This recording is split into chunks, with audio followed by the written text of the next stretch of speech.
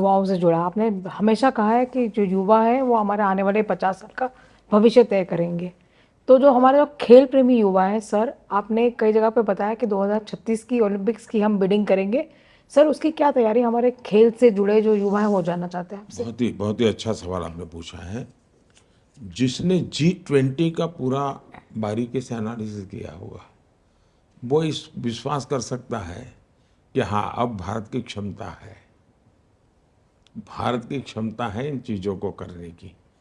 Commonwealth game के कटु अनुभव इतने थे कि लोगों को विश्वास टूट गया था, यार कुछ हो नहीं सकता है। लेकिन G20 के बाद देश का विश्वास नहीं, हम भी कर सकते।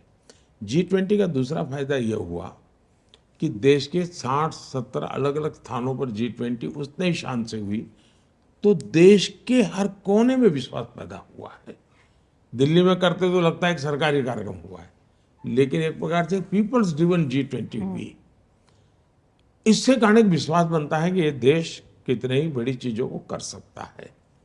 और आज के युग में मेरा मानना है कि भारत है, जैसे मैं कहता हूँ मेड इन इंडिया, तो उसके पीछे मेरे मन में है कि एक इंफ्रास्ट्रक्चर तैयार होता है। धनी लोग खर्चा करते हैं, यहाँ रहते हैं। उसी प्रकार से मैं कहता हूँ कॉन्फ्रेंस डेस्टिनेशन इंडिया में होना चाहिए। उसी प्रकार से मैं कहता हूँ कि भाई हमारे यहाँ स्पोर्ट्स इवेंट्स होने चाहिए। और मैं आजकल छोटे मोटे, अब जैसे मैं 2029 यूथ ओलंपिक, मैं चाहता हूँ कि देखो इसको चेस का वर्ल्ड ओलंपिक, मैं कहता हूँ यहाँ ले आपने आओ। बीच ओलंपिक्स का भी जिक्र किया। हाँ, बीच ओलंपिक मैंने यहाँ ले आओ। 2036 हम ट्राई करें। और अभी से मैंने एक टीम बनाई है, उसको मैंने कहा है कि भाई जितने भी ओलंपिक होंगे उसमें ऑब्जर्वर के नाते 2 महीने वहाँ जाओ, स्टडी करो हर बारीकी के। और उससे भी आगे मैं बताता हूँ, मैं अटलांटा में ओलंपिक देखने गया था, यूएसए में।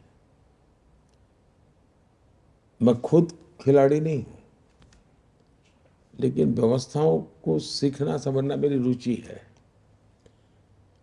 तो मैं जाकर के देखा कि भाई इतना बड़ा इवेंट ऑर्गेनाइज कैसे करते हैं।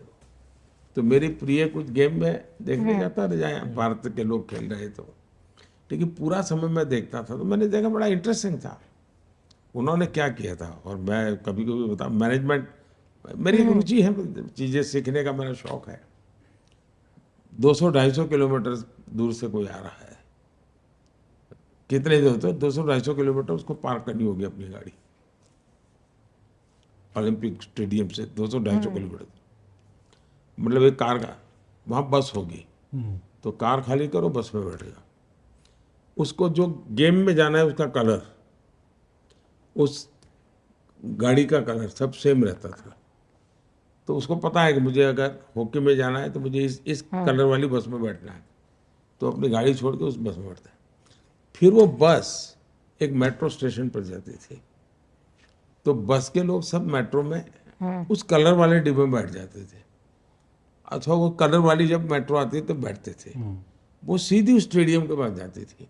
मतलब कार, 60 कार में से एक बस हो गई, एक बस में से 60-100 बस में से एक मेट्रो हो गई। इन्होंने 1-8 करोड़ लोगों को ट्रांसपोर्टेशन इतनी बढ़िया, ऐसी चीज़ें मैं उस समय स्टडी करता था। तो मैंने मेरी टीम को कहा भाई हर चीज़ स्टडी करो और स्टडी करके लाओ।